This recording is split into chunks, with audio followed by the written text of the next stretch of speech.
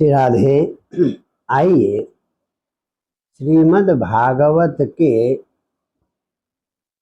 उत्तर महात्म्य की चर्चा चल रही है। 3 अध्याय हम सुन चुके हैं। उद्धव जी ने भागवत का महात्म्य बताया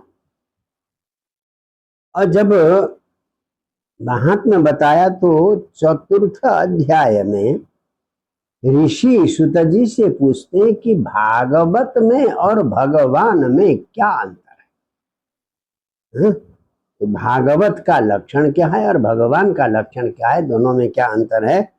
जब ये प्रश्न पूछा तो कहते हैं उद्धव जी, श्रीमद् भागवतस्याथ श्रीमद् भगवतः तथा स्वरूपमेकमेवास्ति सच्चिदानंद लक्षणम। कहते श्रीमद् भागवत और श्रीमद्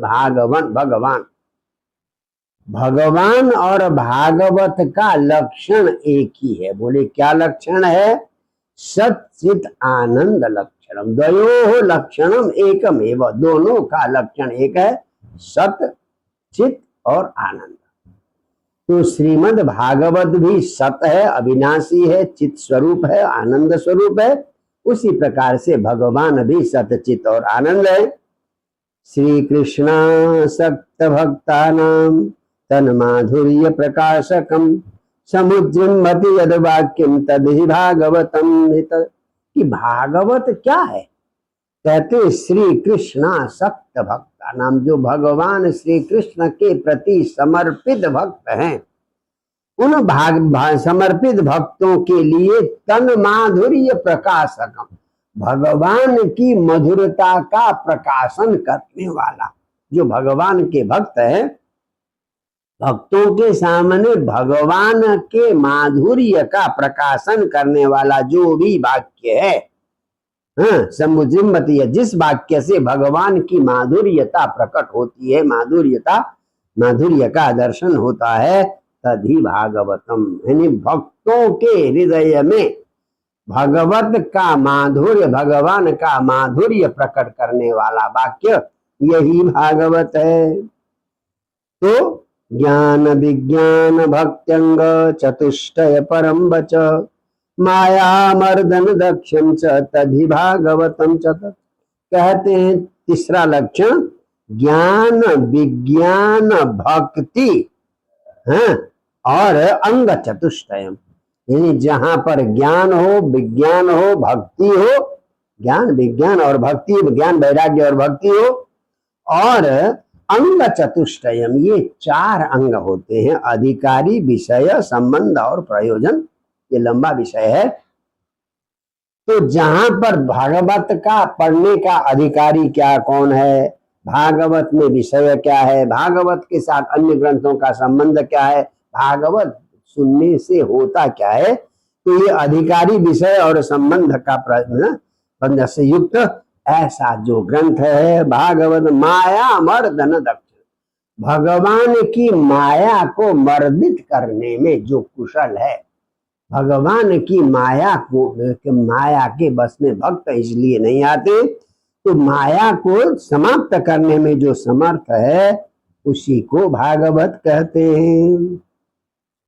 और भागवत का आकार कैसा होता है? कहते हैं ब्रह्मणे हरिणा प्रतदिक चतुश्लोक्या दशमर्थ।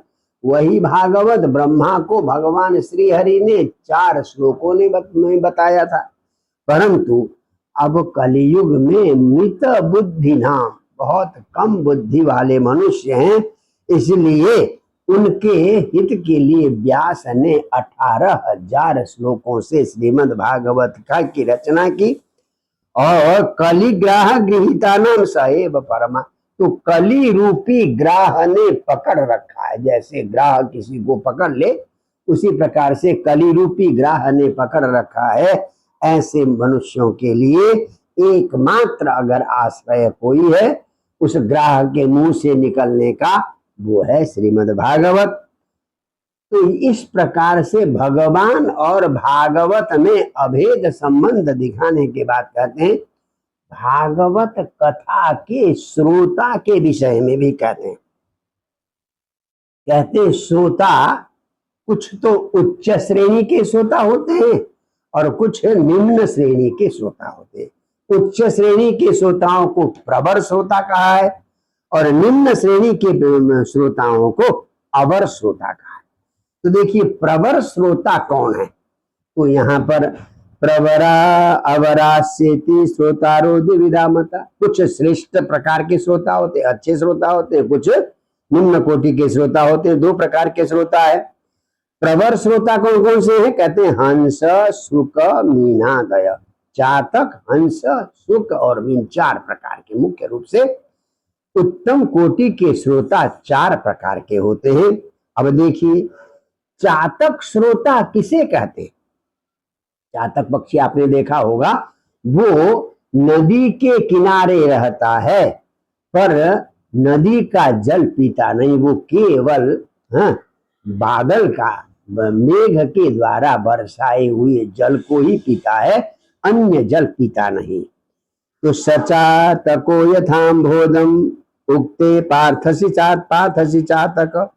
चातक वो है जो यथा अम्बोदम उक्ते, शनि मेघ के दिए बिना, यानी बादल के दिए बिना और किसी भी जल को ग्रहण नहीं करता, केवल मुंह बहा के बैठता है कि बादल जब वर्षा करेंगे तब मैं पानी पीऊंगा। तो उसी प्रकार से जो भागवत की कथा श्रवण के लिए अन्य सारी इच्छाओं का परित्याग करके केवल भागवत कथा श्रवण के लिए ही उत्सुक रहता है, वो कौन हो गया, चातक हो गया, उत्तम कोटि का। अच्छा साहब, और दूसरा श्रोता है हंस। हंस की क्या विशेषता है, शास्त्रों में कहा है दूध और पानी मिलाकर दे दीजिए, हंस दूध को पी लेता है और पानी को छोड़ देता है। हंस सारमादत्त, जो सार तत्व कथा का जो सार है, सार को ले। यह आदत्ते श्रोता विविधा श्रोता, क्योंकि कथा में तो विभिन्न प्रकार की बातें आती है, अलग अलग कथाएं होती है, तो उस कथा का जो सार ग्रहण करे, जैसे हंस केवल सार रूप दूध का ग्रहण करता है, तो उस श्रोता को क्या कहते हैं, हंस श्रोता कहते हैं। एक चातक श्रोता, दूसरा हंस श्रोता। अब दुग्धे नैक्यम गता तो याद यथा हंसो मलम पय, जैसे दूध और पानी मिला हुआ हो तो निर्मल दूध को ही पीता है, हंस पानी को नहीं पीता। अच्छा, शुक सुष्टुमितम भक्ति व्यातम व्यासम श्रोत्रिम सत, और शुक नाम का तोता होता है, शुक माने तोता। तो शुक नाम का जो श्रोता है वो कैसा होता है, क्योंकि तोता तुतली भाषा में मीठी बोलता है, तो सुष्टुमितम सुंदर बोलता है और कम बोलता है।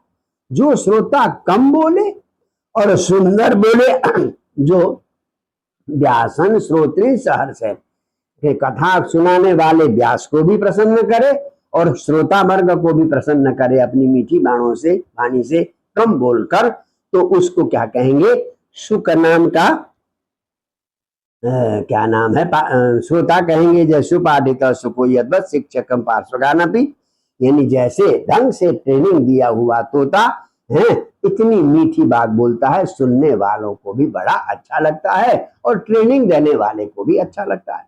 तो जो सुंदर बोले, मधुर बोले कथा सुनते हुए कभी, तो ऐसा व्यक्ति होता है सुक। अब आइए चौथा जो है, चौथा है मीन। मीन कहते हैं मछली। मीन कैसे है, शब्दम नानिमिषो जातु करोत्यास्वादयन् रसन् श्रोता स्निग्धो भवे मीनो मीनाक्षीरनिधौ यथा। यते अनिमिषः शब्द है, बिल्कुल पलक झपकाए बिना एक एक वक्ता के शब्द को सुनता है। कौन सुनता है, मीन नाम का श्रोता। आस्वादयन रसन, एक एक शब्द का आस्वादन लेते हुए पलक झपकाए बिना श्रोता की बातों, वक्ता की बातों को सुनता है। श्रोता स्निग्धो भवेन मीन, ऐसा प्यारा जो श्रोता है उसको क्या कहेंगे, मीन कहते हैं, नीच मछली कहते हैं। बोले कैसे, कहते हैं क्षीर निधौ यथा, जैसे क्षीर सागर में से वो चंद्रमा को एक टक देखता रहता है। कौन, मीन मछली। तो जैसे एक टक चंद्रमा को देखता है, वैसे ही जो श्रोता एक टक वक्ता को देखे और ध्यान से सुने, वो मीन नाम का श्रोता है। तो इस प्रकार से प्रवर श्रोता कौन कौन से? जातक, हंस, तोता, शुक और मीन, ये 4 प्रकार के प्रवर श्रोताओं की चर्चा हुई। अब अवर श्रोता, जो निम्न कोटि के श्रोता है, जो कथा में विघ्न डालते हैं, उनकी चर्चा हम कल करेंगे। जय जय श्री राधे।